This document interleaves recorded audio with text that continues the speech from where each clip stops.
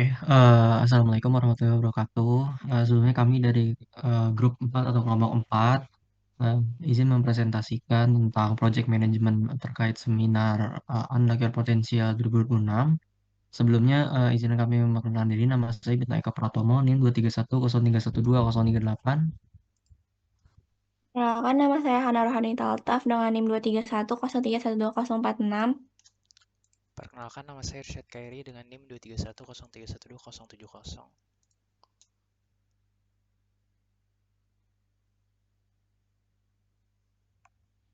Oke, di chapter 1 kita akan membahas tentang Project Integration Management, di mana di sini terdapat overview dari project charternya.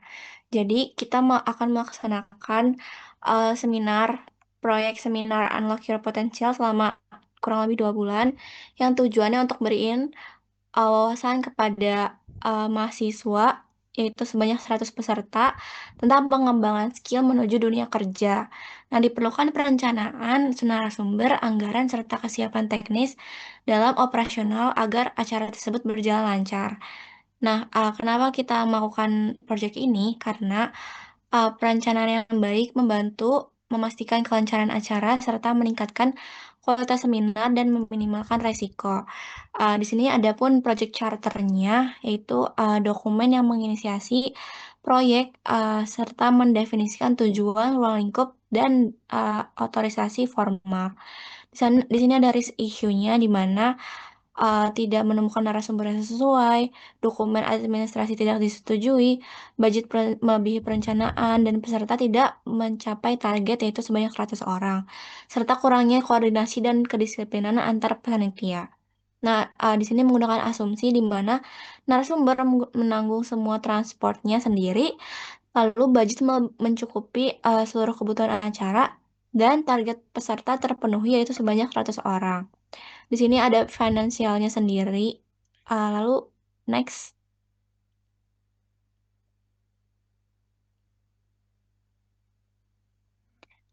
Di sini ada project charter.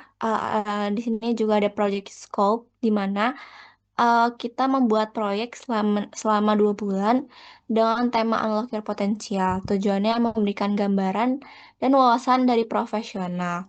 Nah, target peserta ini sebanyak 100 orang yang dihadiri oleh mahasiswa, narasumber, dan dosen.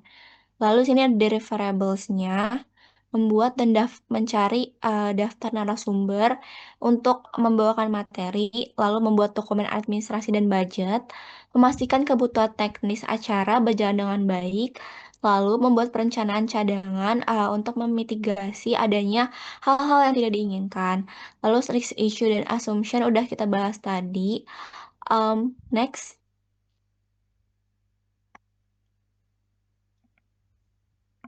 Di sini ada structure organization-nya. Yang paling tinggi ini ada project management. Dia ini tugasnya memimpin dan mengkoordinasi seluruh rangkaian kegiatan. Lalu di bawahnya ada sekretaris serta bendahara, di mana sekretaris ini membuat kerangka acuan atau KAK dan laporan pertanggungjawaban serta mengurus seluruh administrasi. Bendahara ini menyusun rencana anggaran biaya dan mengatur pemasukan serta pengeluaran. Lalu di bawahnya ada koordinator program dan koordinator kreatif. Next. Serta di sini sejajar dengan koordinator tadi ada koordinator humas, sponsorship, operasional, lapangan, yang masing-masing memiliki job desk dan tanggung jawabnya masing-masing. Next.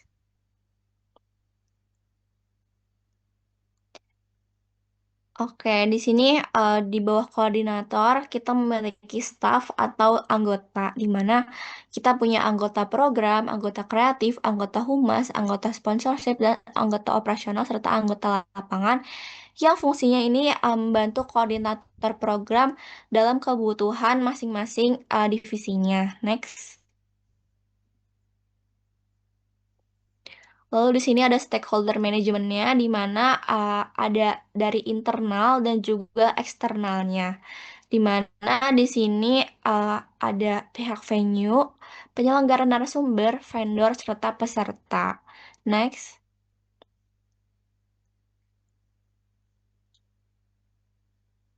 Oke, di sini manajemen stakeholder nunjukin kalau pihak dengan power tinggi, yaitu ada penyelenggara dan narasumber, dia berada di posisi suportif dan leading, sehingga menjadi penggerak utama keberhasilan proyek. Sementara stakeholder lain seperti peserta, sponsorship, vendor, dan venue memiliki tingkat interest dan engagement yang bervariasi, ada yang netral dan resisten, sehingga perlu pendekatan komunikasi yang lebih efektif dan strategis, serta untuk mastiin alignment dan optimalisasi selama pelaksanaan. Next. Oke, di sini ada project scope statement-nya. Jadi, date of project-nya mulai di tanggal 3 April 2026 sampai last revision-nya ini ada di 24 Mei 2026. Di mana di sini ada scope description-nya, ada in scope seperti menentukan tanggal seminar sampai membuat KAK serta surat administrasi hingga out scope-nya seperti kegiatan rekrutmen dan training. Next.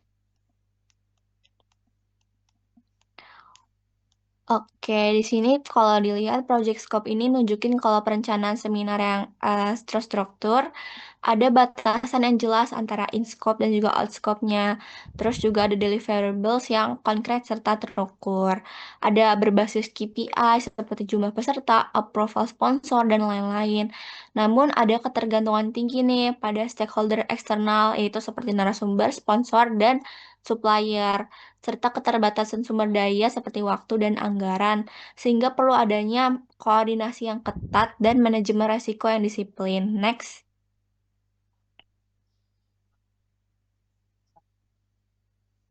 Oke, berikutnya di chapter 2 yaitu Project Schedule Management. Oke, sebenarnya di awal tuh ada WBS atau Work Brand Structure, kita sebutnya dengan anak-anak dari Antoki Production Seminar 2026 itu ada Administration, Finance, Program, sampai ke nanti yang terakhir di mana anak-anak itu ada lagi yang kita sebut dengan birokrasi, registrasi, speaker, publikasi, terus ada logistik konsumsi sampai ke venue. Ini bisa dilihat di WBS-nya. Next. Ini untuk WBS dari segi hmm, pemeringkatannya. Jadi dari 1.1, 1.1.1, sini udah tertera juga dari awal kita eh, projectnya itu ngelakuin apa, kayak bikin KK, super pinjaman, sampai ke terakhir negosiasi dan booking untuk venue. Berikutnya ini untuk hasil pengelolaan Microsoft Project. Jadi eh, di sini udah tertera sebenarnya terkait sama informasi terakhir durasi, jadwal pelaksanaan, hubungan ketergantungan antar aktivitas, dan informasi tersebut kira-kira bisa ngasih lah gambaran terkait sama pelaksanaan proyek itu gimana. Oke, ini terkait sama network diagram. Jadi kita lihat di sini network diagramnya ada berwarna merah dan putih, yang dimana warna merah ini kita masuk ke critical path atau CPM yang nanti akan dibahas di selanjutnya. Jadi kalau kita lihat di sini ada 8 aktivitas dengan total slack yang itu total slack itu ada sebesar 8 aktivitas dengan 0 hari. Terus juga itu tuh terdiri dari KK, terus surat pembelian sarana dan prasarana, undangan, sampai ke LPG.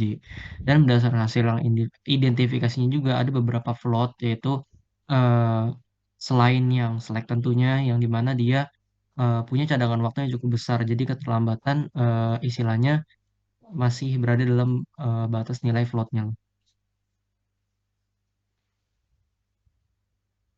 Oke, berikutnya ada eh, untuk project skill management lagi, ini terkait sama apa predecessor dan juga Gantt chartnya. Jadi dari hasil penyusunan jadwalnya kita tahu bahwa proyek seminar ini direncanakan dan ya dimulai efektifnya itu sebenarnya 5 April. Dan berakhirnya itu pada 3 Juni karena 3 Juni ini merupakan hari H-nya. Terus juga total durasinya kurang lebih sekitar 2 bulan, kurang sampai 2 sampai 4 harian. Terus juga disusun secara berurutan berdasarkan hubungan ketergantungan antara aktivitas-aktivitas pada Gantt chart ini. Oke, ini mungkin dari segi milestone-nya. Dari pertama birokrasi kita mulai dari tanggal 5 April di efektifnya, terus juga sampai ke nomor 12 yaitu hari H seminar di tanggal 3 Juni 2026. Mungkin untuk selebihnya bisa dilihat juga di sini.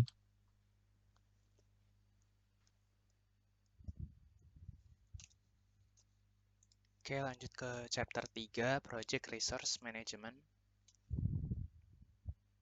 Boleh di next. Oke, jadi berdasarkan di resource sheet, itu biaya tenaga kerja merupakan komponen terbesar dengan nilai 1,4 juta atau 50,34% dari total biaya yang diperlukan, yang didominasi oleh honorarium narasumber. Selanjutnya biaya material sebesar 1.325.000 digunakan untuk memenuhi kebutuhan konsumsi, identitas panitia, dan perlengkapan seminar.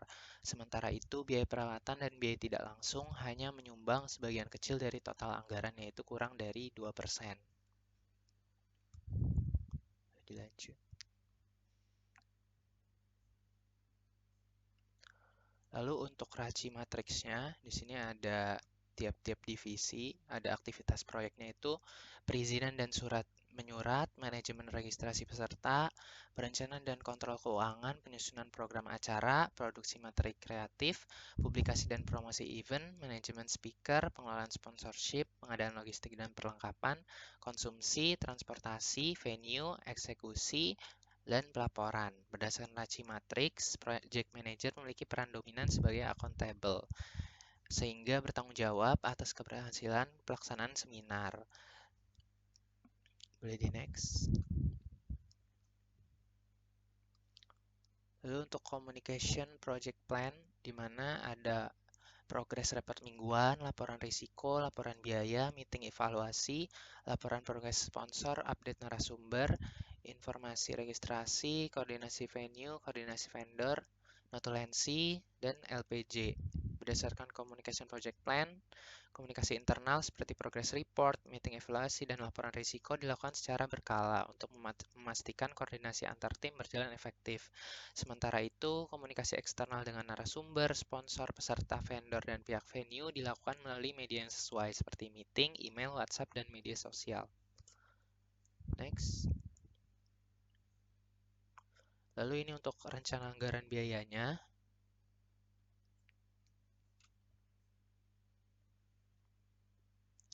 Di mana ya, boleh di next. Manajemen risiko. Lalu masuk ke manajemen risiko. Manajemen risiko itu adalah suatu proses yang terstruktur untuk mengidentifikasi, menganalisis, merencanakan respons, dan mengendalikan risiko yang mungkin terjadi selama siklus hidup suatu proyek. Di next. Nah, ini lanjutannya. Berdasarkan identifikasi risiko, risiko dengan level tinggi didominasi oleh aspek narasumber, pendanaan, pencapaian target peserta, gangguan teknis, dan koordinasi panitia, karena memiliki probabilitas dan dampak yang besar terhadap keberhasilan seminar. Jadi next. Lalu ini untuk Project Quality Plan-nya. Project Quality Plan adalah rencana yang digunakan untuk menetapkan standar kualitas, metode pengendalian, dan kriteria penerimaan yang harus dipenuhi agar seluruh deliverable proyek dapat dihasilkan sesuai dengan tujuan, kebutuhan, dan harapan stakeholder. Boleh di next.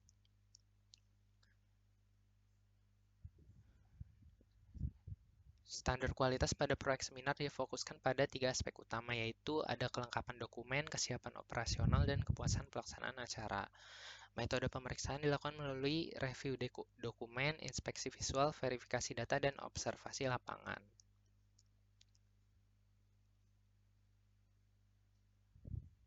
Lalu untuk kesimpulannya, berdasarkan hasil penelitian, penyusunan jadwal proyek seminar menggunakan Microsoft Project memberikan gambaran yang sistematis mengenai urutan aktivitas hubungan ketergantungan antara aktivitas durasi serta waktu pelaksanaan setiap pekerjaan. Hasil analisis menunjukkan bahwa proyek direncanakan berlangsung selama sekitar 2 bulan 2 hari, dimulai pada 5 April 2026 hingga 3 Juni 2026, dengan beberapa milestone sebagai penanda tahapan penting proyek. Selain itu, analisis critical path dan Float membantu mengidentifikasi aktivitas yang memerlukan pengawasan lebih ketat karena tidak memiliki kelonggaran waktu, sehingga dapat meminimalkan risiko keterlambatan penyelesaian proyek. Ready next. Sehingga sarannya pada penelitian selanjutnya disarankan untuk tidak hanya berfokus pada aspek penjadwalan, tetapi juga mengintegrasikan pengelolaan sumber daya, biaya, serta analisis resiko agar perencanaan proyek menjadi lebih komprehensif.